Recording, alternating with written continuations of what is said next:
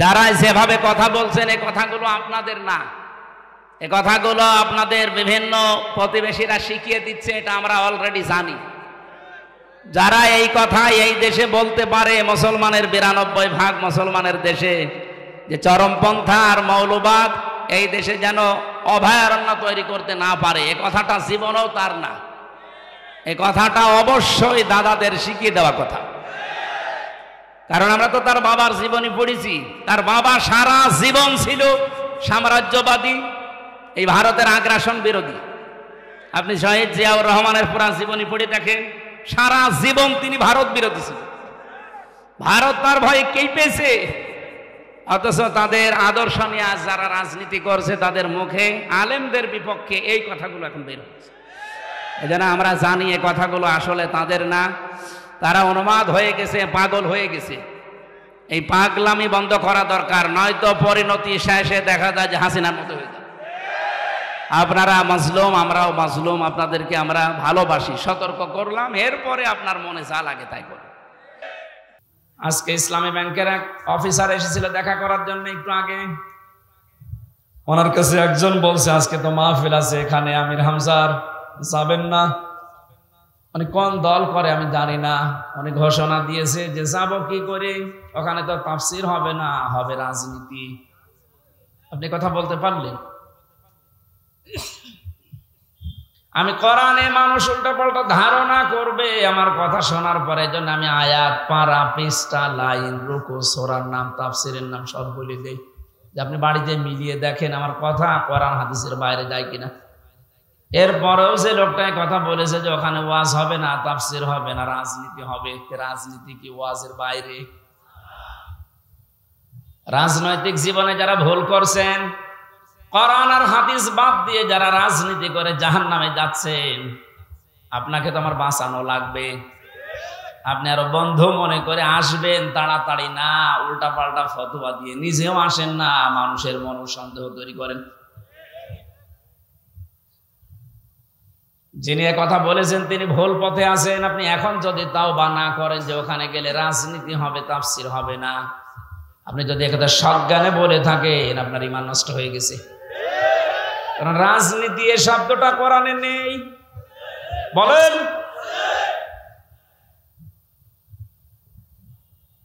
শুধু তাসবিহ আদায় করার জন্য, শুধুমাত্র নামাজ পড়ার জন্য, জিকির করার জন্য যদি আল্লাহ আমাদেরকে বানাতেন, তাহলে পুরা কোরআন শরীফে প্রায় 9 জায়গায় কথাটা আছে। সাব্বাহা লিল্লাহি মা ফিস সামাওয়াতি ওয়া মা ফিল আরদ। আসমান আর জমিনে যা আছে সব সৃষ্টিগুলো আমি আল্লাহর তাসবিহ আদায় করছে। তো মানুষকে সৃষ্টি করার পরে তারাও তাসবিহ আদায় করছে, কথা আল্লাহ কোরআনে দেয়নি। মানুষকে আল্লাহ কেন দিয়েছেন এই পৃথিবীতে? ইন্নী জাইলুন ফিল আরদি খলিফা, অবশ্যই জমিনে আমি প্রতিনিধি পাঠাবো, খলিফা। কি পাঠাবো? বলেন বলেন। তো কেন সৃষ্টি জগতের নাম বললেন? যে জমিন আসমানে যা আছে সবাই আল্লাহর তাসবিহ পড়ছে, আর মানুষ বানানোর আগেই তিনি বললেন আমি জমিনে পাঠিয়েছি খলিফা। এই আয়াত দুইটা সামনে রাখলে বোঝা যায় মানুষকে জিকির করার জন্য, তাসবিহ পড়ার জন্য আল্লাহ বানায়নি, আল্লাহ বানিয়েছে প্রতিনিধি হিসাবে। আপনি প্রতিনিধি হিসাবে যদি এসে থাকেন, আপনার যদি ওই যোগ্যতা না থাকে, তাহলে প্রতিনিধি আপনাকে অবশ্যই নির্বাচিত করা লাগবে। কথা বলেন না কেন? এই যে প্রতিনিধি নির্বাচিত করা লাগে, আল্লাহ যেটা করে দেখিয়েছেন, এই এদিকে তাকান, এই নির্বাচিত, নির্বাচন, এই শব্দগুলো কোরআনে কারিম থেকে নেওয়া। আল্লাহ পাক বলেন হুয়াজতাবাকুম ওয়া মা জাআলা আলাইকুম ফিদ্দীনি মিন হারাজ। তিনি আল্লাহ যিনি তোমাদেরকে নির্বাচিত করেছেন। কি করেছেন? নির্বাচিত কখন করা হয়? যখন নির্বাচন হয়। 15 বছর তো নির্বাচনই হয়নি, তো নির্বাচিত কিভাবে হলো? তার মানে যারা ছিল সব অনির্বাচিত। নির্বাচিত যেন করা যায় সেজন্যই তো ফিল্ড লাগবে। সমান সমান ফিল্ড না হলে আপনি নির্বাচিত করবেন কি করে? আমিরে জামাত ডাক্তার শফিকুর রহমান এইটাই তো জানাতে যাচ্ছে জাতির কাছে, যে যারা দায়িত্বে আছে তাদেরকে একটু সময় দেন, তারা এই ফিল্ডটা তৈরি করে দিক। এটা ছিল না বলেই তো আপনি আন্দাজে অনির্বাচিত নির্বাচিত বলে আপনি ঘোষণা দিতেন। ফিল্ড যদি তৈরি না হয় আপনি তো আবার ওইভাবে দিনের ভোট রাতে করে বলবেন আমিও নির্বাচিত। 4-5 দিন আগে এদেরকে দিয়ে একটা ষড়যন্ত্র চলছিল। নির্বাহী আদেশের মাধ্যমে আইন মন্ত্রণালয় থেকে যারা দায়িত্বে আছে বিনা ভোটে বিনা নির্বাচনে 900 ভোটে যে মানুষগুলো আন্দাজে নির্বাচিত হয়েছি বলে ঘোষণা দিয়েছিল, একবারে উপজেলা চেয়ারম্যান মেয়র সব বাদ দিয়ে দিয়েছে। ওই মানুষগুলো শুরু করেছিল, না আমরা তো নির্বাচিত। কিসের নির্বাচিত? তোমাকে ফেল তৈরি করেছিলে। আমার তো মনে হয় এদেরকে যারা সাহায্য সহযোগিতা করেছে এই ভোটে দাঁড়ানোর মাধ্যমে নাম দিয়ে, এরা অপরাধী, কারণ এরা নির্বাচিত করতে দেয়নি। এজন্য এ দল আছে ও দল আছে, সব দিকে আছে। জাতীয় পার্টির নাম ধরে বলছি এদের শাস্তি আরো বেশি হওয়া দরকার। কেউ রাজি হয় না আর তুমি আগে আগে চলে গেলে মানে। আল্লাহ বলছেন হুয়া জিতাবাকুম, তিনি নির্বাচিত করেন। নির্বাচন না হলে উনি নির্বাচিত করবে কি করে? আর নির্বাচিত করার জন্য আল্লাহ প্রতিনিধিদের মাধ্যমে এটা তৈরি করেছেন। আমরা এখন নির্বাচিত করব কাদের, সেই কথা আল্লাহ কোরআনে দিয়েছেন। আমার নিজেরও মনে হচ্ছে যা বলছি সবই তো রাজনীতি। আসলে এটাই রাজনীতি। আপনি যেটা করতেন কোরআন হাদিস বাদ দিয়ে ওটা দুর্নীতি। আর আমি কোরআন দিয়ে যেটা প্রমাণ দিয়ে বলছি আপনাকে বাঁচানোর জন্য, এইটাই আসল রাজনীতি। কাকে নির্বাচিত করবেন? কোরআনে কারীম জানিয়েছে সূরা নিসা 5 নম্বর পারার 6 নম্বর পৃষ্ঠার 9 নম্বর লাইনের 59 নম্বর আয়াতে আছে, প্রথম অংশে পাবেন। এটা তাফসিরে ইবনে কাসিরেও আছে, ফি জিলালিল কোরআনেও আছে। ব্যাখ্যাগুলো লম্বা করে বলতে গেলে সময় যাবে আর কণ্ঠ পারবে না, এইজন্য আমি খুব সামারাইজ করছি, বোঝার জন্য বলছি। ইয়া আইয়ুহাল্লাযীনা আমানু আতিউল্লাহা ওয়া আতিউর রাসূলা ওয়া উলিল আমরি মিনকুম। এখানে আলেম বসে আছে, যারা এখানে বসেন কোরআন হাদিস তারা একটু খেয়াল করবেন, যারা বসেন না তারা আরে অ্যাক্টিভ হবেন যেন বাড়িতে মিলাতে পারেন। আল্লাহ ডাক দিয়েছেন ইমানদারেরা আমার আনুগত্য করো, আমার রাসূলের আনুগত্য করো। আর তোমাদের ভেতরে যারা উলিল আমর, নেতৃত্ব দেয়, নেতা যারা, তাদেরকেও মেনে চলো। প্রশ্ন আমার এখানে আতিউ, এটা ফেল ভার্ব, এটা ক্রিয়া। এই শব্দটা আল্লাহ নিজের নামে রাসূলের নামে দিয়েছেন, কিন্তু উলিল আমরের আগে দেয়নি। কথা বলেন না কেন? শুধু জি বলা না, এটা নিয়ে যাওয়া লাগবে যা একটা বাড়িতে। তাহলে ওই যে লোক ইসলামী ব্যাংকের অফিসারের কাছে বলেছে যেখানে রাজনীতি হবে ও জীবনের কথা বলবে না। আতিউ শব্দটা আল্লাহ নিজের নামে রাসূলের নামে দিলেন, উলিল আমরের আগে দেয়নি। কেন দেয়নি? কারণ আল্লাহ রাসূলকে মানা লাগবে, কোনো প্রশ্ন করা যাবে না। কথা বলে না কেন? কিন্তু উলিল আমর যদি মেনে চলতে হয়, যেহেতু ওনারা আল্লাহকে তো আপনি এখানে পাচ্ছেন না, রাসূলকে পেয়েছিলেন কিন্তু এখন নেই, কিয়ামত পর্যন্ত তো উনি আসবেনও না, কিন্তু উলিল আমর তো আসবে। এই জন্য উলিল আমরকে যদি আপনি মেনে চলতে চান, দেখতে হবে উপরে বর্ণিত এই দুইটা আছে কিনা, আল্লাহ রাসূলকে ওই লোকটা মেনে চলে কিনা। আপনি যাকে নেতা মানবেন, যার নেতৃত্বে চলবেন, যাকে আপনি নির্বাচিত করবেন, আমি এই শব্দগুলোকে বানাচ্ছি। হুয়া জিতাবাকুম, এ জিতেবা মানে নির্বাচিত করা। নির্বাচন না হলে নির্বাচিত করা যায় না। আল্লাহ তাহলে নির্বাচনের মাধ্যমে নির্বাচিত করেছেন আমাদেরকে।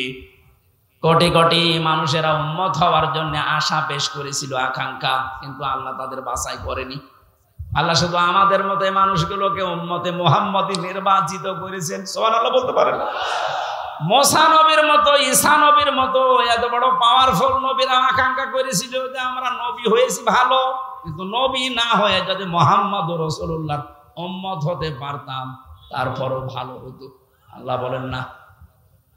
একজনেরটা কবুল হয়েছিল হযরত ঈসার, এজন্য তিনি আসবেন দুনিয়ায় আবার নবী হয়ে না, উম্মত হয়ে। মুসা নবীর মতো এত বড় নবীর দোয়া কবুল আল্লাহ করেননি যে না তোমারটা হবে না। আপনি টের পাচ্ছেন যে নির্বাচিত হয়ে আমরা কত দামি জায়গায় আছি। বাংলার মুসলমানেরা, আজকে এই ওয়াজটা যদি আপনি বাড়ি নিয়ে যেতে না পারেন, এরকম ওয়াজ 1 বছর পরে একদিন না, প্রতিদিন 24 ঘন্টা হলেও আপনার কোনো কাজ হবে না। এই জন্য আতিউ শব্দটা আল্লাহ দেওয়ার কারণে আল্লাহ রসুলকে মানতে গিয়ে আপনি কোনো প্রশ্ন করতে পারবেন না, বুঝে আসুক আর না আসুক। হয়তো আপনার স্বল্প জ্ঞানে বুঝে আসছে না, কথা বলেন না কেন? তা আল্লাহ আপনার চাইতে ভালো বোঝে না, বোঝে না? কিন্তু উলিল আমর যারা, এদেরকে মানতে হলে মাস্ট বি, অবশ্যই দেখা লাগবে লোকটা আল্লাহ রসুলকে মেনে চলে কিনা।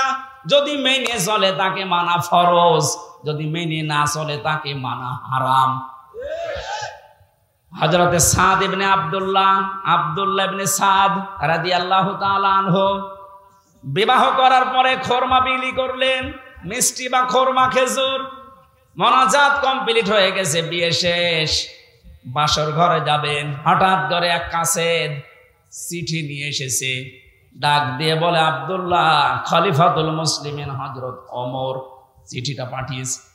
উনি চিঠি খুললেন, ওখানে লেখা দেখলেন, ও আব্দুল্লাহ যেখানে থাকো আমি রাষ্ট্রের দায়িত্বে আছি। ওমর, আমি তোমার উলিল আমর বলছি, আমি তোমার উলিল আমর বলছি, যেখানে থাকো চিঠি পাওয়ার পরে সঙ্গে সঙ্গে দেখা করো, তোমার জিহাদের ময়দানে পাঠাবো।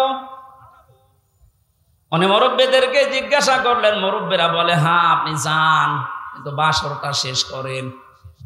হযরত আব্দুল্লাহ ওই মজলিসে উঠে দাঁড়িয়ে কোরআনের কয়েকটা আয়াত পড়ে তাদেরকে জানিয়েছিলেন, ইয়া আইয়ুহাল্লাযীনা আমানু মা লাকুম ইযা ক্বিলা লাকুম ইনফিরু ফি সাবিলিল্লাহি সাকালতুম ইলাল আরদ আরাদিতুম বিল হায়াতিদ দুনিয়া মিনাল আখিরাহ ফামা মাতাউল হায়াতিদ দুনিয়া ফিল আখিরাতি ইল্লা কলিল।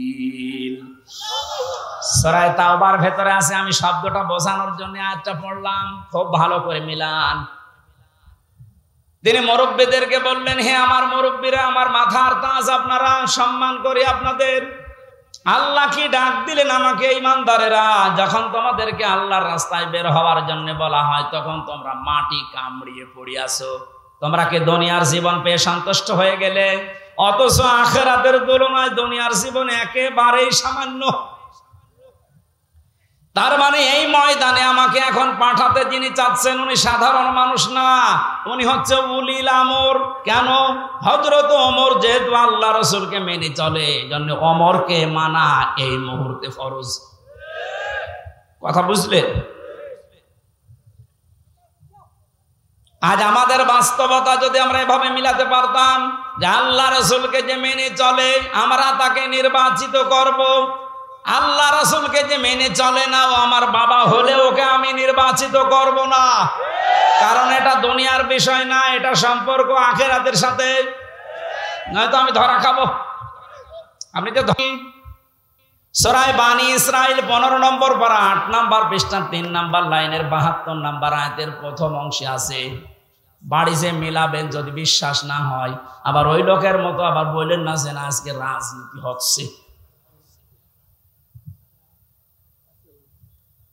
ইয়াউমা নাদউ কুল্লা উনাসিন বিইমামিহিম, আল্লাহ পাক বলেন কিয়ামতের দিন আমি প্রতিটি মানুষকে বিচারের দ্বিতীয় স্টেপে, প্রথম স্টেপে ডাকবে একা একা, আর দ্বিতীয় স্টেপে প্রতিটি মানুষকে আল্লাহ ডাক দেবে তার নেতার সাথে। কার সাথে? আগে নেতা, এরপরে কর্মী। এটা রেকর্ড হয়ে সারা বাংলাদেশে কালকে ছড়িয়ে যাবে। 18 কোটি মানুষের দায়িত্ব নিয়ে এখন আমি বলছি, কান খাড়া করেন দেশের মানুষেরা। কোরআনের চোখ, হাদিসের চোখ লাগিয়ে দেখতে পাচ্ছি আপনি জাহান্নামে যাচ্ছেন। আপনার নিজের বিবেকের কাছে বলেন তো, কিয়ামতে প্রতিটি মানুষকে আল্লাহ যেহেতু তার নেতার সাথে তুলবে, যেই নেতার আদর্শ আপনি মেনে চলেন, যাকে নির্বাচিত করবেন বলে আপনি ভোট দেওয়ার সিদ্ধান্ত নিচ্ছেন, আপনি নিজে থেকেই বলেন ওই লোকটা যদি কিয়ামতে আপনার সামনে দাঁড়ায়, আপনি তার পেছনে, আল্লাহ তো আগে ওকে দেখবে, এরপর আপনাকে। আপনার কি মনে হয় ওর যা অবস্থা, ওর যা চরিত্র, ওর যা সুরত সিরাত, ওরে দেখলে আল্লাহ মাফ করবে বলে মনে হয়? দেখলেন? অবশ্যই না, তো এখনই ধরা খাবে।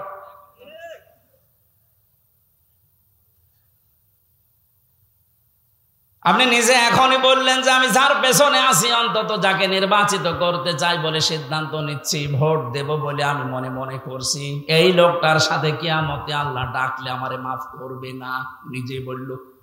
তাহলে ও ধরা খেয়েছে। কেরা বলল গো? হাত বলেন তো।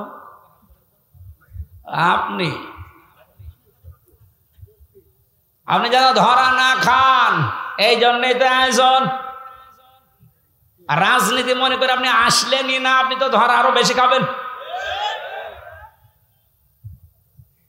পাগলকে যদি বলা হয় নৌকা নাড়াবি না, ও বলে আমার মনে ছিল না। আরে ভাই, আমি তো আজকে কবরের ওয়াজ করবো বলে এসেছিলাম, আপনি কি মনে করে দিলেন? মনে যখন করে দিয়েছেন, আপনাকেও বাঁচাতে হবে, আমারও বাঁচতে হবে। এই জন্য উলিল আমর মানার ক্ষেত্রে খুব সতর্ক। এটা দুনিয়ার বিষয় না, এটা রাজনীতি মনে করবেন না, এটা আপনার আখিরাত জড়িত। আল্লাহ তুমি আমাকে যেভাবে বুঝিয়েছো কোরআনে কারীম, সবাইকে ওই সহজ ভাবে বোঝার তৌফিক দাও। তাহলে নির্বাচিত এই শব্দটা কোরআনে আছে না নেই? তিনি নির্বাচিত করেন তোমাদেরকে তার দ্বীনের জন্য, এবং দ্বীনের উপরে চলতে গিয়ে যত বাধা আছে সব বাধাগুলো আল্লাহ নিজের থেকে দূর করে দেন। এই হুয়ার ফাইল আল্লাহ নিজে। জেলা আমির সাহেব যেটা ইঙ্গিত দিয়েছিলেন যে অনেকের ইমানে 15 বছরে প্রায় নড়বড়ে হয়ে গিয়েছিল, এটা জেলখানার অন্ধ প্রকোষ্ঠে থাকলে আরো বেশি হয়ে যায় অনেকের। আমারও প্রায় কি হচ্ছে, এত কিছু হয়ে গেল, কিছুই করেন আল্লাহ। আল্লাহ বলেন দ্বীনের উপরে যদি সত্যই টিকে থাকতে পারো, যত বাধা বিপত্তি ঝড় ঝাপটা আসবে আল্লাহ নিজে ওইটা দূর করে দেবে। এটা যে আল্লাহ নিজে দূর করে দিয়েছে। আমরা অনেকে মনে করছি ছাত্রদের কারণে, না, আল্লাহ নিজে দায়িত্ব নিয়ে এ পাথর সরিয়েছে। ছাড়া এ পাথর সরানোর জন্য শুধু ছাত্ররা না, আল্লাহ যদি নিজে দয়া না করতো কখনো এ জালেম পালাইতো না। ওর মনের ভেতরে আল্লাহ এত ভয় তৈরি করে দিয়েছে, দলীয় লোকগুলোকে বইলিয়ে যাবে সে সময়ও পায়নি। মাঝখান থেকে এই পাগলরা এখন বিপদে আছে। আমার মনে হচ্ছে পাগলগুলো বেশি অত্যাচার করেছিল এই যে হারুন আঙ্কেল।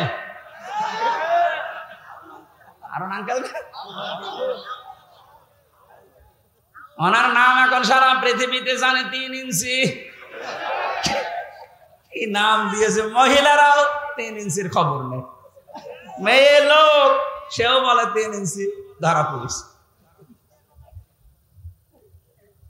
5 তারিখের পর থেকে আজকের এই 31 তারিখ পার হয়ে আজকের 1 তারিখ পর্যন্ত বারবার ঘোষণা দেখেছে আমাদের অভিভাবক যিনি, শুধু বাংলাদেশের না, গোটা পৃথিবীর ইসলামী আন্দোলনের অভিভাবক তিনি এখন ডাক্তার শফিকুর রহমান। দূর থেকে উল্টা পাল্টা ধারণা করতে পারেন যে কি এমন উনি জেনারেল শিক্ষিত একটা ডাক্তার। আরে ভাই, তার ইখলাস জানেন, তার তাকওয়া জানেন, তার ইবাদতের খবর জানেন। আমি ছিলাম তার সাথে 4টা দিন।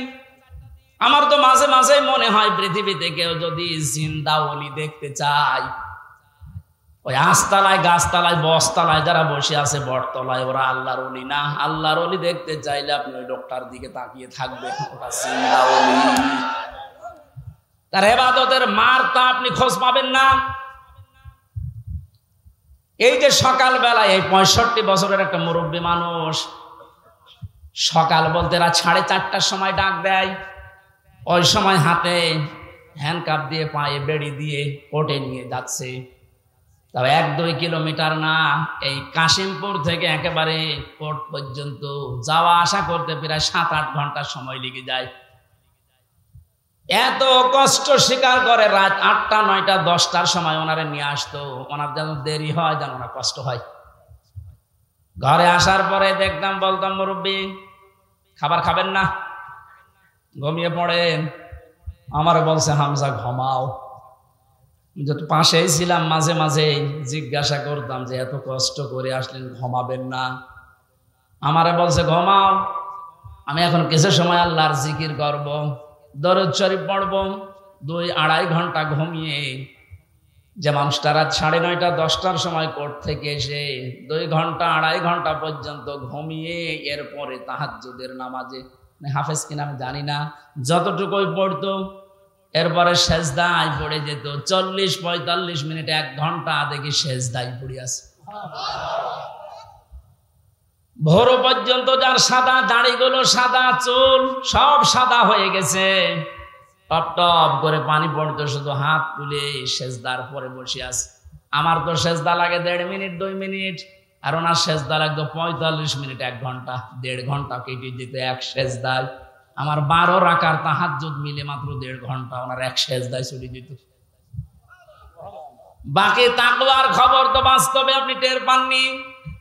প্রতি সোমবার বৃহস্পতিবার রোজা রাখার নিয়ম, কয়জন মহারথী আছে এখানে আমল করে? সারাটা জীবনে আমল করতে করতে আসতেছে, খালি ধারণা করে দূর থেকে, হ্যাঁ কি জানে, এত ডাক্তার মানুষ। তার যে এলেমের বহর, একটা জেনারেল মানুষ হয়ে কোরআনে কারিম এরকম গভীর গভীর কথা বলা আমি বিশ্ববিদ্যালয়েও পাইনি। আরে ভাই, আমি তো ভার্সিটিতে শেষ করে আসলাম, আমাদের বহর তো আমি দেখেছি। ডাক্তার মানুষের কাছে থেকে কোরআনে কারিমের শব্দের এত গভীরে যেতে পারতেন আমি দেখেছি বাস্তবে। যে জীবনে ওই রকম কথা আমি কোনোদিন শুনি নাই। অনার্স মাস্টার্স করেছিলাম, তো এক একটা শব্দ যখন বলতেন, এমন এমন শব্দের অর্থ নিয়ে আসতেন যে কোনোদিন কল্পনাও আসে না যে শব্দের ভেতরে থাকতে পারে। দিনের ওপরে চলতে গিয়ে কোন বাধা আল্লাহ নিজের থেকে দূর করে দেয়, রাখেন না। এটা আমি আগে জানতাম না, ওই সময় জেনেছি। আল্লাহ পাক বলেন, তোমাদেরকে যেহেতু আল্লাহ নির্বাচিত করেছে লক্ষ লক্ষ কোটি কোটি উম্মত থেকে, সুতরাং তোমাদের দাম কম না, অনেক বেশি। তোমাদের পরে ঝড় ঝাপটা বিপদ আপদ আসবে, আল্লাহ জানে। কিন্তু আসলে আল্লাহ থাকতে দেবে না, স্থায়ী হতে দেবে না।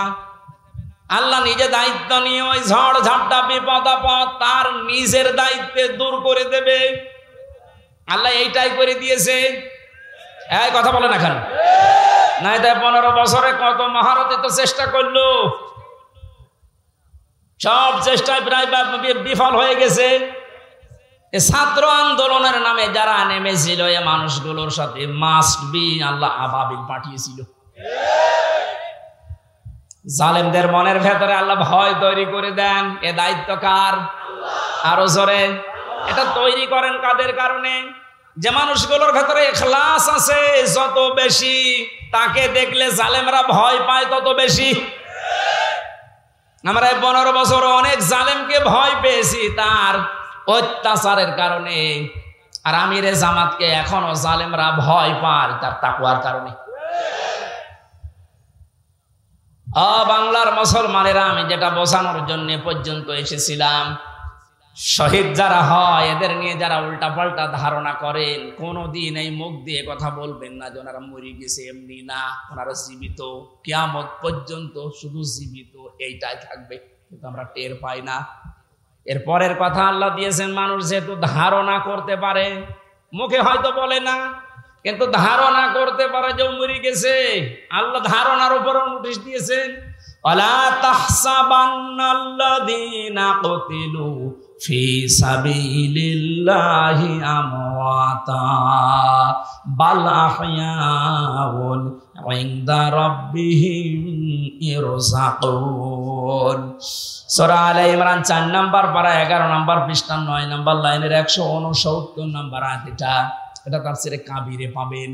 আল্লামা ফখরুদ্দিন রাজি রহমতুল্লাহ আলাইহি ব্যাখ্যা করতে গিয়ে লিখেছেন, ওই পৃথিবীর মানুষেরা মুখ দিয়ে তো বলবেই না, অন্তরে যেন এ ধারণাও কোনোদিন না আসে যে শহীদরা মরে গেছে।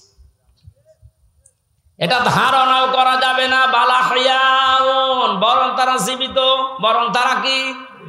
আরো জোরে, ইনদা রাব্বিহিম ইরযাকুন, তারা তাদের রবের কাছে খাবার খাচ্ছে।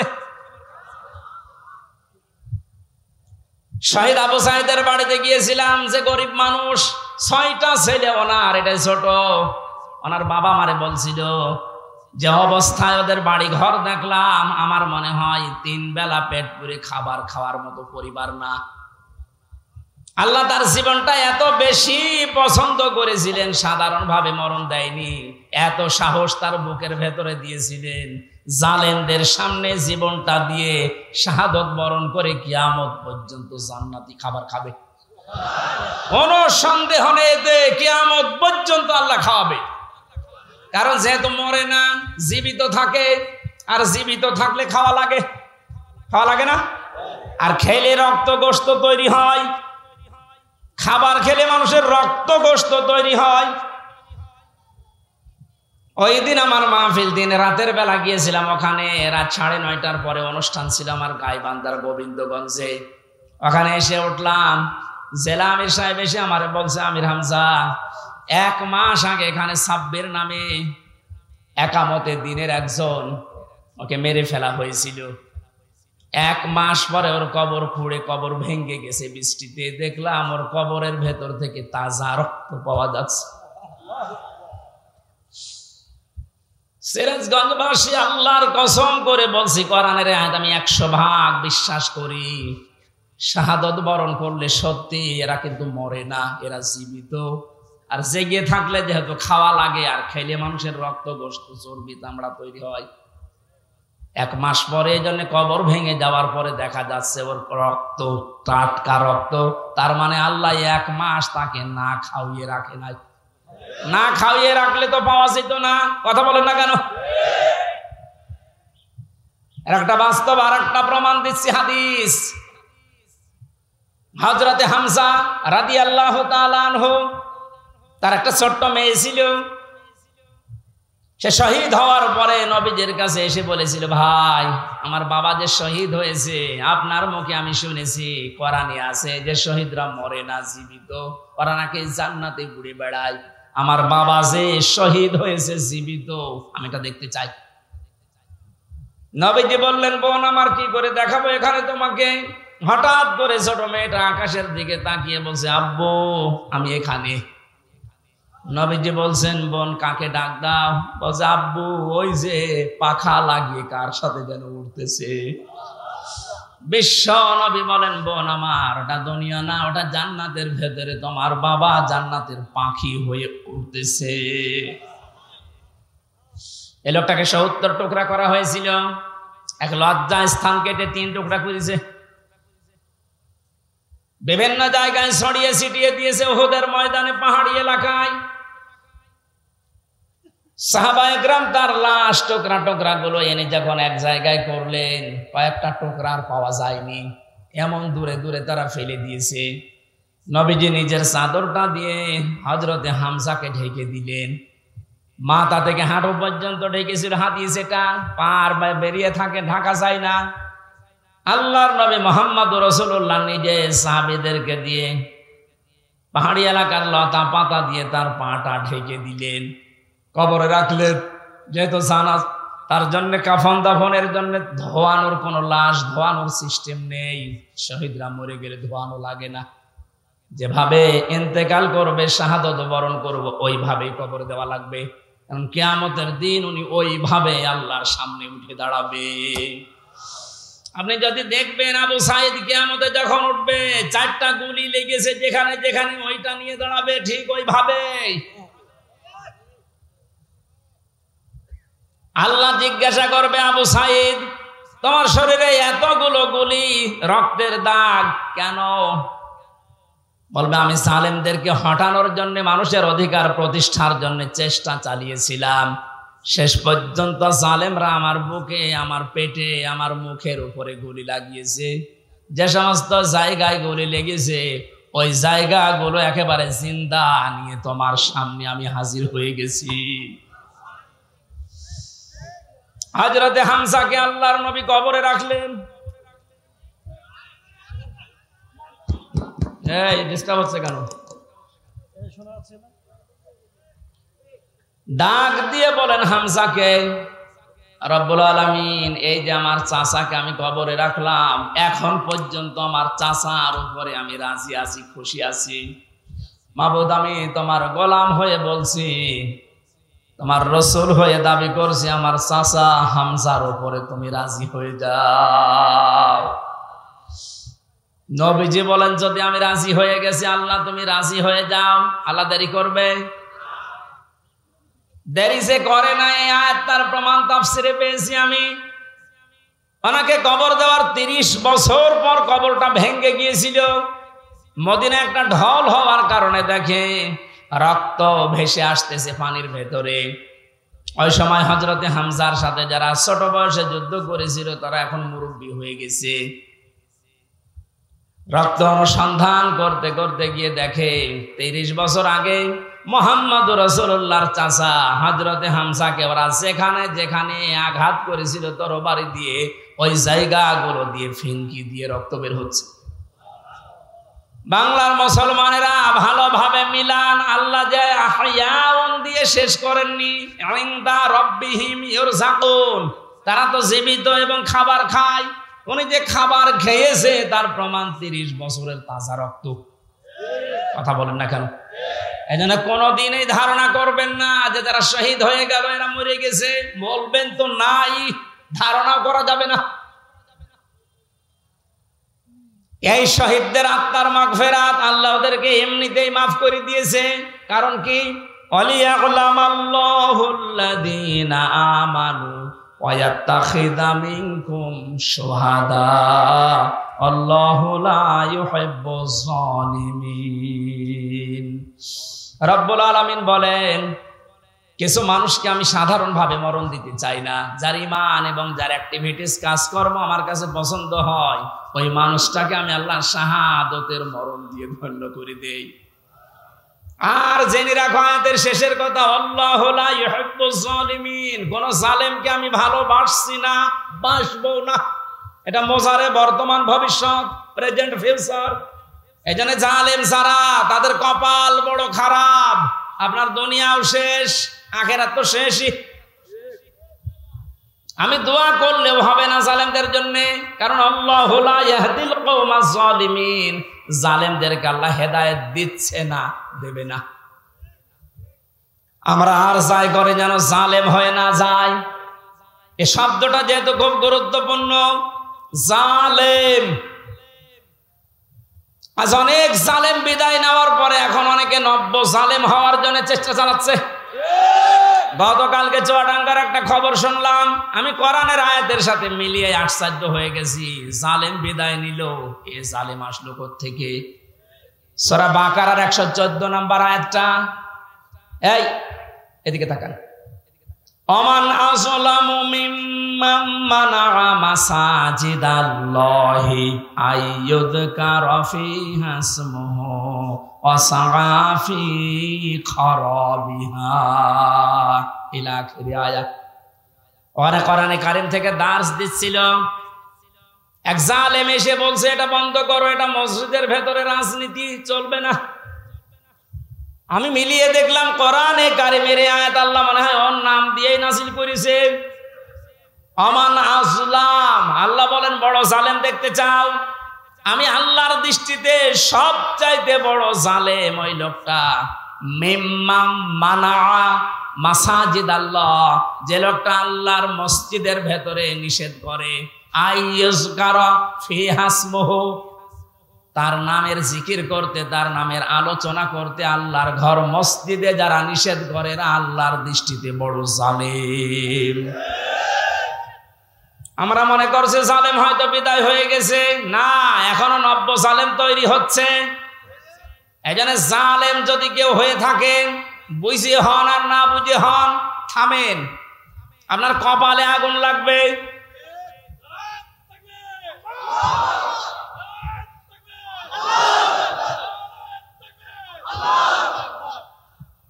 এটা সূরা শুআরার ভেতরে আছে, শেষ নাম্বার আয়াত। আল্লাহ বলেন অতি শীঘ্রই জালেমরা তাদের পরিণতি, তাদের আশ্রয়স্থল দেখতে পাবে। এই জালেমরা যেমন আজ দেখতে পাচ্ছে, এত বড় দরবেশ কেউ দেখলাম জুলুম করার ফল কি? দাড়ি কেটেও বাঁচতে পারে না। আল্লাহ বলেন জালেমদেরকে আমি ধরি, কারণ জালেমের বিরুদ্ধে আমার মামলা। কার মামলা? শব্দটা লক্ষ্য করেছেন? জালেমের বিরুদ্ধে হামজা মামলা দেবে না, জালেমের বিরুদ্ধে মামলা দেবে কে? ডাক্তার শফিকুর রহমান আজকেও ঘোষণা দিয়েছে কুষ্টিয়ায় যে আমরা সবাইকে সাধারণ ক্ষমা করে দিলাম, কিন্তু যে পরিবারগুলো অত্যাচারিত হয়েছে তারা যদি এখন অত্যাচারের প্রতিশোধ নিতে গিয়ে কিছু করে, ওইটার জন্য আমরা দায়ী না। শব্দটা তো আসলে ঠিক। কারণ ওয়াইনা আকাবতুম ফাআকিবু বিমিসলি মা উকিবতুম বি।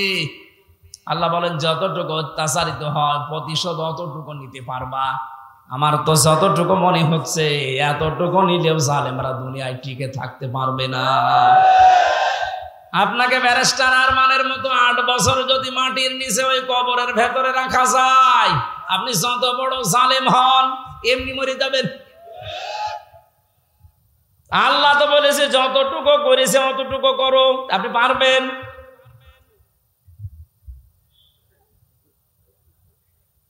আমার উপরও যতটুকু অত্যাচার হয়েছিল, আমি চাই যাদের দ্বারা হয়েছে, যে মানুষগুলোর ইঙ্গিত হয়েছে, আমি ওই মানুষগুলোকে অতটুকু না করে ছাড় দেব না। যে যা বল বলুক। এখন যতটা না মাফ করে দেন না, কিসের মাফ?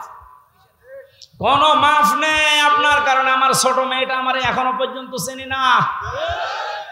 দোষ করে যদি আপনি শাস্তি দিতেন আমি মেনে নিতাম, কিচ্ছু জানি না আপনি কেন আমার জীবনে এই কাজ দিলেন। আর যেভাবে রেখেছিলেন আমাকে আর মাওলানা মামুনুল হককে, কোন আলেমকে এত কষ্ট আমার বাংলাদেশে আমি আর শুনি নাই। আপনি আমার মতো একটা ছোট মানুষকে 24 ঘন্টা তালাবদ্ধ রেখে মনে হচ্ছে আমি ফাঁসির কন্ডেম ছেলে আছি, কত বড় অপরাধী। অথচ যে মামলাও দিয়েছিলেন, শাস্তি দিলেও 3 মাসের বেশি আপনি রাখতে পারেন না। এটা মূল্য চুরি মামলা। জালেমদেরকে মাফ করে দেওয়া মানে মজলুমের উপরে অবিচার করা। এক কথা বলছেন এখন? সারা বাংলাদেশের 18 কোটি মানুষকে যদি আয়না ঘরের সাথে যারা জড়িত ছিল, সে যেই কয়জনই হোক, যারাই জড়িত এর সাথে, এদেশের 18 কোটি মানুষ যদি মাফ করে দেয়, ব্যারিস্টার আরমানের বউ মাফ করবে না? আপনি ওই জায়গায় থাকলে আপনারও মনে হয়তো না আমি মাফ করবো না। আপনি যদি প্রথমেই বলে দিতেন যে তাকে আমরা মেরে ফেলেছি, মেয়েটা অন্য জায়গায় বিয়ে করতে পারতো। এক কথা বলছেন এখন? এমন অবস্থায় রাখলেন তার বউটা বিয়েও করতে পারে না 8টা বছর। যুবতী মেয়ে এভাবে জীবন্ত যৌবন কঠিন বিষয়, আপনি টের পাচ্ছেন না। তাই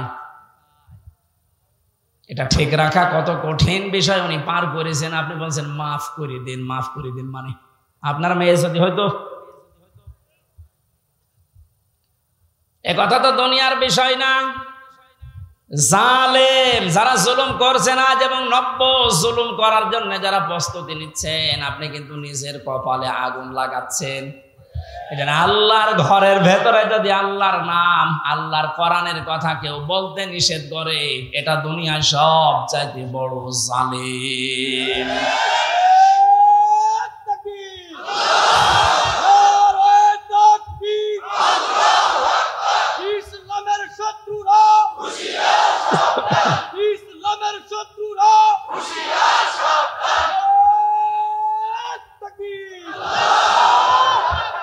এবার একটা কঠিন আয়াত বলছি, খুব ভয়ঙ্কর। এটা আমি যে জালেম জালেম জালেম বলছি বারবার, কেন জানেন? কারণ জালেমদের বিরুদ্ধে আল্লাহ নিজে অভিযোগ দায়ের করবেন, নিজে মামলা ঠুকে দেবেন। ইন্নামাস সাবিলু আলাল্লাযীনা ইয়াযলিমুনান নাস। সূরা শুরার 42 নম্বর আয়াত প্রথম অংশে আছে, আল্লাহ পাক বলেন অবশ্যই আমি আল্লাহ নিজে মামলা দেব জালেমের বিরুদ্ধে। বিরুদ্ধে যারা মানুষ হয়ে মানুষের উপরে জুলুম করেছে, অত্যাচার করেছে, এজন্য বাংলার জালেমেরা আপনার দুনিয়ার জীবন শেষ, আর আখিরাত তো আপনি আল্লাহর মামলার আসামি। যিনি বিচারপতি, যিনি রায় দেবেন, তিনি যদি মামলার বাদী হয়, আপনি তো একেবারে সরাসরি খালাস পেয়ে যাবেন। বলেন না কেন? আমার মামলার যারা আসামি বাদী ছিল, যারা আমার মামলার যারা বাদী ছিল, তারা টাকা পয়সা বহু খেয়েছে আকিস গ্রুপের কাছ থেকে। গত পরশু দিনও আকিসের মালিক আমারে বলছে, হুজুর আপনাকে আমরা চাকরি দিয়েছিলাম আমাদের মসজিদের খতিব হিসাবে, ওই শয়তানরা আপনাকে পেছে ফেলে আমাদের কাছে কয়েক কোটি টাকা 5 তারিখের আগ পর্যন্ত নিয়েছে। যদি 5 তারিখ না আসতো ওরা এখনো টাকা নিত। আমার মামলার আয়োজক লোকটা মেজানুর রহমান, টেকের হাটে বাড়ি। আমার মনে হয় ওরে পেলে পিটিয়ে মানুষ জনগণ মেরে ফেলবে। আর বাকিগুলোর নাম একবার বলেছিলাম ওই কুষ্টিয়ার এক মাহফিলে, তারা পরের দিন বলছে, হুজুর আর নাম বললেন না, কিছু হলে কিন্তু আমরা মারা পড়ে যাব। কেমন ভয় আছে জালেমরা দেখেন। তবে এই যে লোকটা, এই লোকটা 5 তারিখের আগের দিন 4 তারিখ রাত্রে টাকা নিয়েছে। এই মামলার আয়ুটা ওই এখন নাই, থেমে গেছে। আমার মনে হয় 5 তারিখ বাংলাদেশে না আসলে ও শয়তান এখনো টাকা নিত।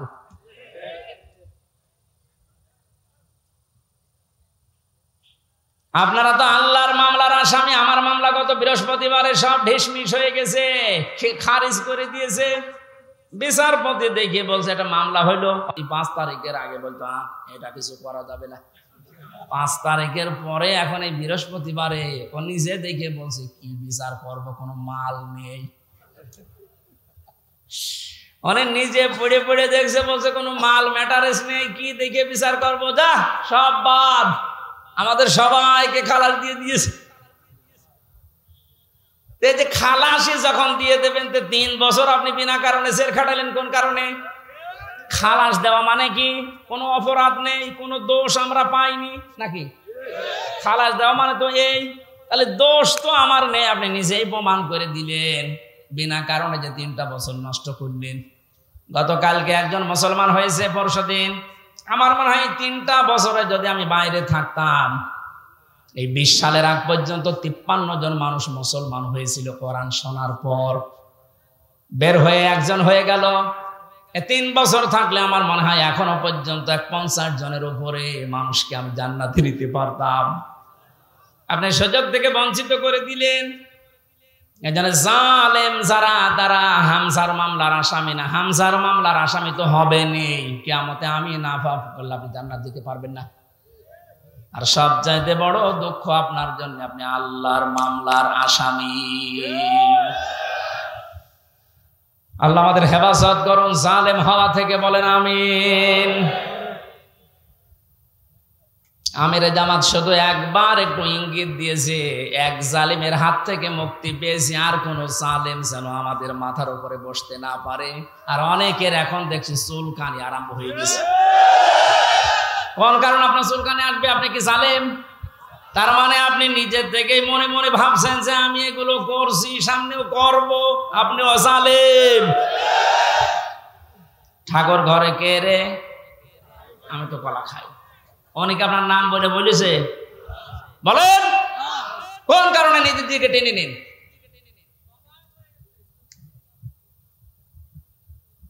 পাপ যদি পূর্ণ হয়ে যায় তখন কিন্তু আল্লাহ আর ছাড় দেয় না।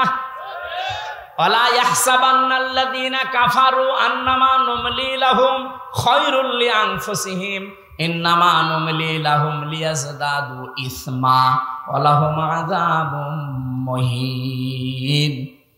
কাফেররা ধারণা করে আমাদের চেয়ার যে বসে আছি, ক্ষমতার চেয়ার, এর নরম চড়ন নেই, এটা মনে হয় আল্লাহ ভালোবেসে আমাদেরকে দিয়েছে। আল্লাহ বলেন না, ওরা মনে করে আমাদের কল্যাণের জন্য চেয়ার, আমরা যা করছি সবই তো বৈধ। আল্লাহ বলেন তোদেরকে তোদের পাপের বোঝাটা পরিপূর্ণ করার জন্য আমি আল্লাহ চেয়ারে বসিয়ে রেখেছি। ওরা সর্বশেষ পাপের বোঝা পরিপূর্ণ করেছে ইসলামী আন্দোলন, একামতে দিন, জামাত ইসলামকে নিষিদ্ধ করার মাধ্যমে। এটা না করলে পাপের বোঝা পরিপূর্ণ হচ্ছিল না।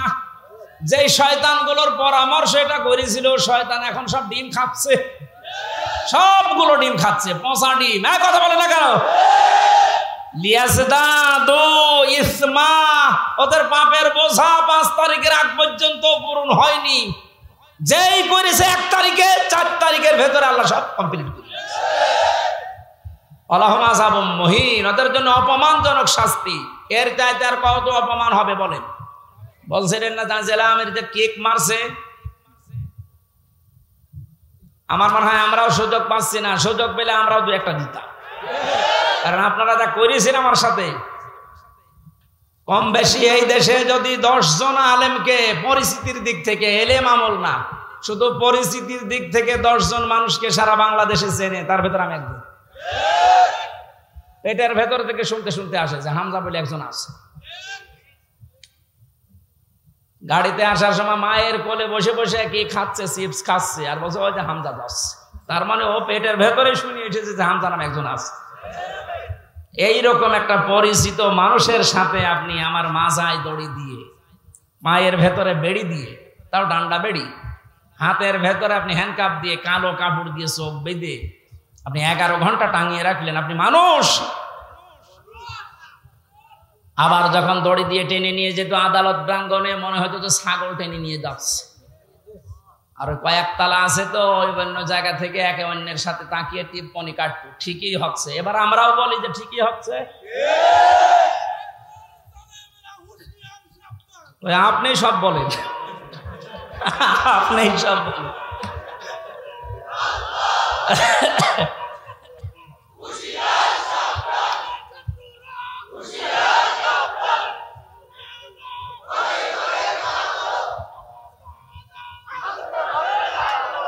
আলহামদুলিল্লাহ ভাই,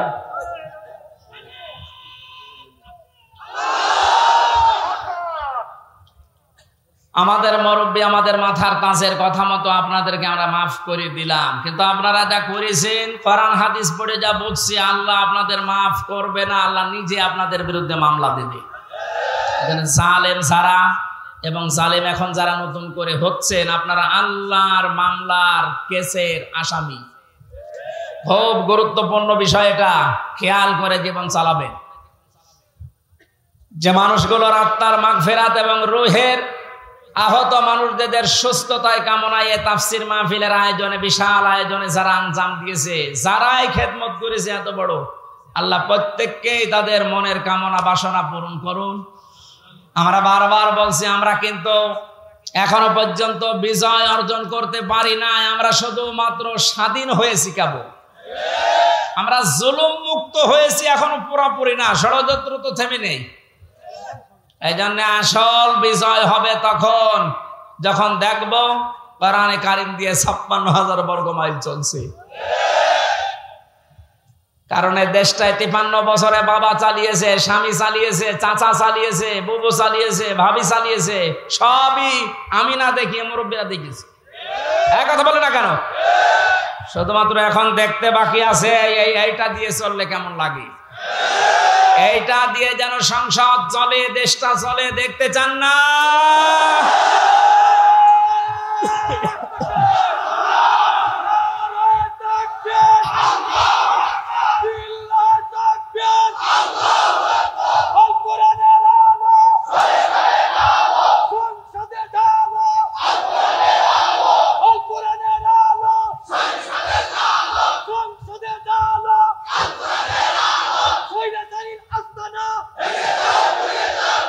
আলহামদুলিল্লাহ।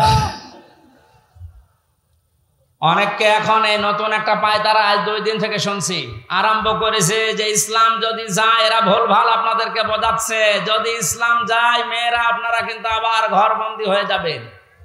এই জুজুর ভয় দেখিয়ে লাভ নেই, মেয়েরা এখন বুঝতেছে। আপনি স্ট্যাটাস গুলো পড়েন ফেসবুকে, অধিকাংশ মেয়েরা এখন বলতে চাচ্ছে ইসলাম আসলে আমরা মায়ের কোলে থাকবো। আমিরে জামাত ঘোষণা দিয়েছে, যদি আল্লাহ আমাদেরকে কবুল করেন, মেয়েরা যে নিরাপত্তা পাবে, কিয়ামত পর্যন্ত এই দেশের মেয়েরা বলতে পারবে না যে আবার কোরআন বাদে অন্য কিছু আসুক। আমরা ওইটা দেখাতে চাই, দেখাবো ইনশাআল্লাহ। কোরআনের সূরা শূরা, শূরা মানে সংসদ, শূরা মানে কি? যেহেতু সংসদ নির্বাচন সামনে আসছে, সংসদ নির্বাচন করার জন্য যে 7টা পদ্ধতি আছে, 7টা গুণ দেখে দেখে নেতা নির্বাচন করা যায়, ওই কথাগুলো আল্লাহ সূরা শূরার ভেতরে দিয়েছেন। আমরা মাত্র একটা আয়াত পড়েছি, আয়াতের নাম্বারও 7। কত? আমরা সবকিছু বাদ দিয়ে সরাসরি কোরআনের এই আয়াতে যাচ্ছি। আল্লাহ পাক বলেন, ওয়াকাযালিকা আওহাইনা ইলাইকা, আমি এইভাবেই করে এই হে নবী আপনার প্রতি ওহী নাযিল করেছি। এই আয়াত নাযিল করা দেখে বোঝা যাচ্ছে এর আগে আল্লাহ বিভিন্ন নবীদের উপরে ওহী দিয়েছিলেন, নাকি? ধারাবাহিকতায় বিশ্ব নবীও পেয়েছেন। আল্লাহর নবীকে আল্লাহ যেটা দিলেন কুরআনান আরাবিয়্যা, নবীকে যে আল্লাহ ওহী দিয়েছেন তার নাম আরবি কোরআন। কি কোরআন? এই ভাষাটা যেহেতু আমাদের মাতৃভাষা না, এই জন্য আমাদের কাছে একটু কঠিন লাগে, কিন্তু পৃথিবীতে সবচেয়ে সহজ ভাষা আল্লাহ জানিয়েছেন আরবি ভাষা। ওহী যেহেতু কোরআনে কারীম আরবি ভাষায় এসেছে, মুসলমানেরা আমাদেরকে এখন ইমানের দাবি অনুযায়ী আরবি ভাষায় শুদ্ধ করে কোরআন শিখতেই হবে, মাস্ট বি। আমি অনেক পীর সাহেবের মুরিদ, অনেক ইসলামী আন্দোলনের ভাইদেরকেও দেখেছি কোরআনে কারীমের কাছে যে ওরা দুর্বল। শুদ্ধ করে কোরআন পড়া বোঝার যে সিস্টেম গুলো চালু আছে, এটা 100 ভাগ এখন আমাদের ফলো করা লাগবে। আমি যতটুকু দেখতেছি প্র্যাকটিক্যাল লাইফে, যে রিপোর্ট গুলো পূরণ করা হয়, প্রতিদিন 3 আয়াত 5 আয়াত 10 আয়াত আপনি যা পড়বেন শুদ্ধ করে পড়বেন, বুঝবেন এবং এটা লিখে রাখবেন। এই সিস্টেম যদি কেউ 4 মাস 6 মাস 1 বছর পালন করতে পারে, আস্তে আস্তে তার শুদ্ধ হয়ে যাবে। আর এটা হওয়ার জন্য দেশে একটা বিশ্ববিদ্যালয় আছে, তার নাম জামাতে ইসলামী। আমি অন্য কোন জায়গায় এসে সিলেবাসটা পাইনি। আপনি যা যা করেছেন সবগুলো পয়েন্ট আকারে ওখানে লেখা লাগে, আপনার জীবন এমনি পরিশুদ্ধ হয়ে যাবে। নিজেকে যদি পবিত্র করতে চান, পরিশুদ্ধ করতে চান, ফিরে আসেন। আহ্বান জানাচ্ছি, দাওয়াত দিচ্ছি, নয়তো আবার বলবেন যে আল্লাহ আমি দাওয়াত পাইনি। এই জন্য দাওয়াত দিয়ে দিলাম। যদি বিশ্ববিদ্যালয়ে পড়ার ইচ্ছা থাকে, আপনি মূর্খ মানুষ হন, অসুবিধা নেই। বিশ্ববিদ্যালয়ে যদি পড়াশোনা করার মন মানসিকতা থাকে, ইচ্ছা থাকে, বাংলাদেশ জামাতে ইসলামীতে আপনি যোগ দিয়ে পড়া দেখবেন বিশ্ববিদ্যালয়ের মতো। আপনার জীবন ঠিক ওই ধাঁচে গড়ে তুলবে। একটা মানুষ সব দিক থেকে পারদর্শী হয়, অথচ লোকটা দেখেন ডাক্তার। আজকে কুষ্টিয়াতে ভাষণ দেওয়ার সময় তিনি উদাহরণ দিচ্ছিলেন, উনি কিন্তু একটা সার্জন ডাক্তার, অপারেশন করতেন। তার মানে ডাক্তারি লাইনে উনি সর্বোচ্চ। কোরআনে কারীমের লাইনে তো আমি নিজে দেখেছি তার জ্ঞানের বহর এবং শুদ্ধ। হাদিসের লাইনে উনি পাণ্ডিত্য অর্জন করেছে অনেক, আমাদের মতো হাজারো আলেমের চাইতেও বেশি। ইংরেজিতে বক্তব্য দিচ্ছে, অনেকে আছে ইংরেজি বক্তব্য দূরের কথা, ইংরেজির নাম শুনলে ভয় পায়। কথা বলছে না কেন? চারিদিক থেকে জ্ঞান অর্জন করার জন্য লোকটাকে যে জায়গা থেকে তুলে নিয়ে এসেছিল আল্লাহ, ওখানে যদি এতদিন থাকতেন বড় নাস্তিক হয়ে যেতেন ইনুর মতো। সেখান থেকে আল্লাহ তুলে এনে কত বড় দায়িত্ব দিয়েছে তার মাথার উপরে। এই জন্য এই বিশ্ববিদ্যালয়ে আপনিও ভর্তি হতে পারেন, এখনো সুযোগ সময় আছে। আপনাকে আমরা জান্নাতে নিয়ে যেতে চাই বিশ্ববিদ্যালয়ে ভর্তি হওয়ার মাধ্যমে। সাফ কথা বলছি, জীবনে গুনাহগার যদি হয়ে থাকেন, গুনাহ অল্প স্বল্প যাই থাক, যদি একামতের দিন কায়েম করা লাগবে দিন, এই আন্দোলনের সাথে একনিষ্ঠভাবে ইখলাসের সাথে লেগে থাকতে পারেন, আমি কোরআন হাতে নিয়ে গ্যারান্টি দিতে পারি আল্লাহ আপনাকে জাহান্নামে দেবে না। সূরা সফের আয়াত। আবার বলছি, ইসলামী আন্দোলন যদি দুনিয়ায় করেন, একামতের দিন কায়েম করার জন্য ইখলাসের সাথে অ্যাক্টিভিটিস নিয়ে যদি ময়দানে থাকেন, কায়েম হলে ভালো, না হলেও আপনার অসুবিধা নেই। আপনাকে আল্লাহ জাহান্নামে দেবে না, হ্যাঁ জান্নাতেও দেবে না কয়েকটা কারণে। তার ভেতরে 1 নাম্বার, আপনি যদি মা বাবার সাথে বিয়াদবি করে থাকেন জান্নাত পাবেন না। আর এই বিশ্ববিদ্যালয়ে আসলে মা বাবার সাথে বিয়াদবি করার কোনো রাস্তা খোলা নেই। সবগুলো একেবারে ট্রেনিং দিয়ে দিয়ে ওই পর্যায়ে নিয়ে যাওয়া হয়। মানুষের মতো মানুষ হওয়ার জন্য, দেশ প্রেমিক মানুষ হওয়ার জন্য এই দেশে ওপেন বলছি, ইসলামী ছাত্র শিবির ছাড়া কোনো রাস্তা খোলা নেই। আপনি যদি চ্যালেঞ্জ দিতে চান নিয়ে আসেন অন্য সংগঠনগুলো, আমি একটা শিবিরের ছেলেকে নিয়ে যাব, তামাম দুনিয়া সব নিয়ে আসেন। 100 ভাগ না হলে আমি 99 ভাগ গ্যারান্টি দিতে পারি, ওদের চরিত্র যদি 100 ভাগের 10 ভাগ ঠিক হয়, এর চরিত্র 100 ভাগের 70 ভাগ ঠিক থাকবে।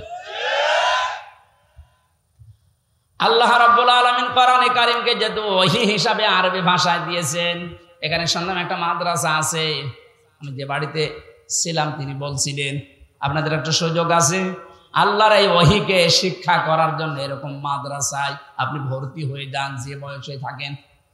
কোরআন শুদ্ধ করা ছাড়া, কোরআন পড়া ছাড়া আল্লাহর নিকটবর্তী হওয়া যাবে না।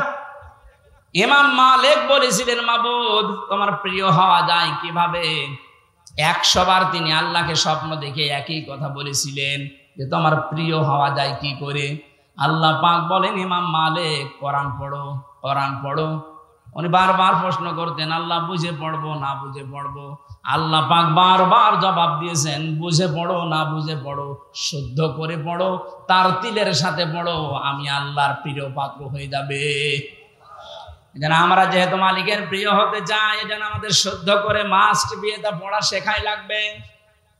আল্লাহ রাব্বুল আলামিনের পরে বলেন, লিতুনযিরা উম্মাল কুরা ওয়া মান হাওলাহা। হে নবী, এই কোরআন দিয়ে আপনি মক্কার এবং মক্কার আশেপাশে যা আছে, এই আশপাশ বলতে তামাম দুনিয়া বুঝিয়েছেন আল্লাহ। তাফসীর ইবনে কাসিরে লিখেছে, ওমান হাওলাহা মানে সমগ্র পৃথিবী। সুতরাং এখন নবী নেই, উনি থাকলে এই কাজটা করতেন। সৌদি আরব থেকে বাংলাদেশে এসে আপনাদেরকে সতর্ক করতেন। এই সতর্ক বাণী পড়া কোরআন শরীফে আছে 500টা। কয়টা? সবচাইতে বেশি যেই বিষয়টা দিয়ে মানুষ সতর্ক হতে পারে তার নাম কিয়ামত। কারণ এইটার জবাবদিহিতা যতদিন পর্যন্ত আপনি উপলব্ধি করতে না পাবেন যে কিয়ামত হবে, আল্লাহ বলেন, তুনজিরা ইয়াউমাল জামিউ লা রাইবা ফি, ওই দিন সম্পর্কে সতর্ক করো যেদিন সম্পর্কে কোনো সন্দেহ নেই, সন্দেহের অবকাশ পর্যন্ত নেই। মানুষের জীবন পরিচ্ছন্ন হওয়ার জন্য 8টা মাধ্যম আছে, তার 1 নাম্বার মাধ্যম এইটা যে যত বেশি জবাব দিতে হবে, আল্লাহর দরবারে দাঁড়াতে হবে, এরকম টেন্ডেন্সি যত বেশি তৈরি করবে তার জীবন তত বেশি পরিচ্ছন্ন হবে। খলিফাতুল মুসলিমিন হযরত আবু বকর সিদ্দিক রাদিয়াল্লাহু তাআলা আনহুকে তার স্ত্রী উম্মে রোমানা ডাক দিয়ে বললেন, স্বামী আমার, বাইতুল মালে যিনি দায়িত্বে আছে খাজানচিতে, অর্থমন্ত্রীকে আপনি বলেন আগামী মাস থেকে যেন আগামী মাসের যে বেতন আছে ওটা যেন অ্যাডভান্স আমাদেরকে দিয়ে দেয়। উনি বললেন, কেন? ছেলে আপনার পায়েস খেতে চেয়েছে, পায়েসের টাকা আমাদের কাছে নেই। চলে গেলেন বাইতুল মালে, ডাক দিয়ে বললেন, আমার কিছু টাকা পয়সা লাগবে, যেহেতু এ মাসের টাকা আমি নিয়ে নিয়েছি, আগাম মাসের টাকা আমার অ্যাডভান্স দিয়ে দেন। বাইতুল মালে যিনি দায়িত্বে ছিলেন তিনি ওই রকমই তেল মারা মানুষ না। তিনি ডাক দিয়ে বললেন, খলিফা, টাকা আমি আপনাকে আগাম মাসের দিতে পারি, আপনি আগামী মাস পর্যন্ত বেঁচে থাকবেন, ওইটা লিখে দেন। উনি বলছে, টাকা আমার লাগবে না। বাড়িতে যে স্ত্রীকে বলছে, স্ত্রী আমি পারলাম না, আমাকে এই কথা শুনিয়েছে। স্ত্রী ধৈর্যশীল ছিলেন, ধৈর্যশীলা বললেন, ঠিক আছে, আপনি যখন পারলেন না, যেভাবে চলছে সংসার চলতে দেন। 15 দিন পর তিনি পায়েস রান্না করে দিয়েছে। হযরতে আবু বকর বললেন, স্ত্রী পেলে কোথায়? আপনাকে বলেছিলাম, আপনি তো অপারগতা প্রকাশ করলেন, আপনি পারেননি। আমি প্রতিদিন 1 মণ 1.5 মণ করে তুলে রাখতাম এই আটা চাউল যাই বলেন। এই 15 দিন তুলতে তুলতে প্রায় 2 কেজি হয়ে গেছে। ওটা পাশের বাড়িতে বিক্রি করে আমি আজকে এই পায়েসের ব্যবস্থা করেছি, কোনো উল্টাপাল্টা কাজ করিনি। উনি বললেন, ঠিক আছে, সন্তান আব্দুল্লাহ ভালো করে খাও। দৌড় দিয়ে চলে গেলেন বাইতুল মালের খাজানচির কাছে, বললেন, বাইতুল মালের দায়িত্বে আছো, অর্থমন্ত্রী, আগামী মাস থেকে আমার বেতন যদি 12,000 টাকা দিতে থাকো তো 2,000 টাকা কম দিও। কেন? কারণ 10,000 টাকা হলেও আমার সংসার চলে, এটা আমি দেখেছি। আমার মনে হচ্ছে এই যে কিয়ামতের জবাব দিতে হবে, টেন্ডেন্সি তার ভেতরে কোন পর্যায়ে ছিল আপনি বলেন।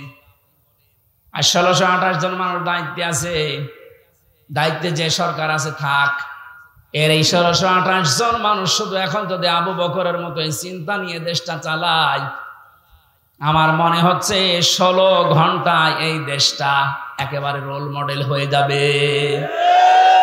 এতদিন যারা রোল মডেল করেছিল, কি মডেল দেখিয়েছেন আপনি? কি মডেল দেখিয়েছেন? এটা একটা জরিপ পেলাম আজকে, এটা শোনালে আপনার মাথা খারাপ হয়ে যাবে। অবশ্য চাক 2009 সালে পিলখানার নির্মম হত্যাকাণ্ড, আমার সাথে 1500 জন মানুষের, তার ভেতরে আমার মনে হয় 900 মানুষকে তো আমি পরিচয় করেছিলাম বিডিআর বিদ্রোহের নাম দিয়ে। এই 14-15 বছর বেকার তারা জেল খাটতেছে, কিচ্ছু জানে না, এমনও মানুষ আছে। পঞ্চগড়ে এক মুরব্বীর সাথে পরিচয় ছিল, বলছে আমি রিটায়ার্ড করবার 1 মাস পরে, অথচ 15 বছর 14 বছর আমি জেলে আছি। 2013 সালে হেফাজতের কর্মীদের শাপলা চত্বরে যে নির্মম হত্যাকাণ্ড, 2014 সালে একক নির্বাচন, 2018 সালে কোটা আন্দোলনকারীদের নির্মম নির্যাতন, 2018 সালে নিরাপদ সড়ক আন্দোলনকারীদের নির্মম নির্যাতন, 2018 সালের নির্বাচনী গায়েবী ভোট, বিরোধী দলীয় নেতা কর্মীকে গুম, খুন, হত্যা এবং আয়নাঘর, 11 লক্ষ কোটি টাকা বিদেশে পাচার, তার ভেতরে এক দরবেশী 36,000 কোটি টাকা, এটা 11 লক্ষ কোটি। দলীয় প্রয়োজনে পুলিশকে ব্যবহার, বাক স্বাধীনতা কেড়ে নেওয়া, সর্বশেষ 2024 সালে কোটা আন্দোলনের নামে গণহত্যা। এর একটা অস্বীকার করতে পারবেন? আমি দেয়নি, বিবিসি দিয়েছে জরিপটা।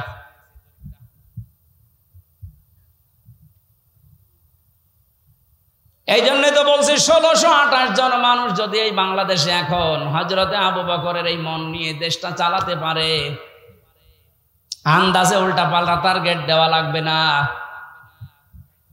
কি রোল মডেল বানিয়েছিলেন, এই যে জরিপ এখন সামনে আসতেছে।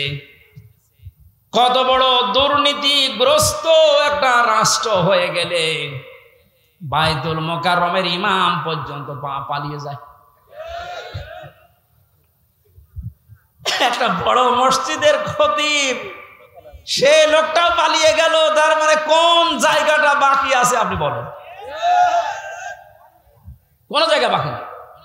একটা মসজিদের খতিব যদি পালিয়ে যায়, আসলটা তো পালিয়েছে, মসজিদের খতিব পালিয়েছে, তার মানে তামাম দুনিয়া দেখেছে যে আপনি কোন পর্যায়ে দুর্নীতিকে নিয়ে গিয়েছিলেন। আর রোল মডেল বানিয়েছেন বাংলাদেশ। রোল মডেল হবে হযরতে আবু বকরের চিন্তা নিয়ে আসেন যে আমার 8,000 10,000 টাকা হলে মাস চলে যায়, অর্থমন্ত্রী আগামী মাস থেকে তুমি 2,000 কম দিও। কিয়ামতে জবাব দিতে হবে। বিশ্বাস যত বেশি তৈরি হবে, আপনার জীবন পরিচ্ছন্ন হবে। ফারিকুন ফিল জান্নাতি ওয়া ফারিকুন ফিস সাঈর। একদল মানুষকে আল্লাহ জান্নাতে প্রবেশ করাবে, একদল মানুষকে জাহান্নামে দেবে।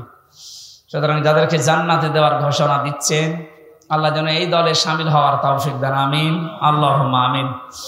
লা ইলাহা ইল্লা আনতা সুবহানাক ইন্নী কুনতু মিনাজ জালিমিন। ও মাবুদ, কোরআনে কারীমের কথাগুলো শোনার জন্য মানুষগুলো এত পাগল, এদের উপরে তোমার খাস রহমত নাজিল করে আল্লাহ। এই আয়োজনে যদি খুশি হয়ে সব দিয়ে থাকো, আমাদের নবীজির রওজায় পৌঁছিয়ে দাও।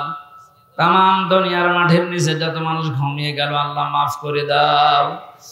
যে সমস্ত শহীদদের আত্মার মাগফিরাত এবং অসুস্থ মানুষদের সুস্থতায় কামনায় এই মাহফিলের আয়োজন, আল্লাহ তুমি সব দেখতে পাচ্ছ, সব শুনতে পাচ্ছ। ওদেরকে তুমি শাহাদাতের উচ্চ মর্যাদা দান করো। আহতদের তুমি শেফায়ে কামেলা জেলা নসিব করে দাও। এ বাংলাদেশে আমরা স্বপ্ন দেখি কোরআন দিয়ে চলবে। আল্লাহ, আমাদের কোনো স্বপ্ন নেই, এটা আমাদের রাজনীতি।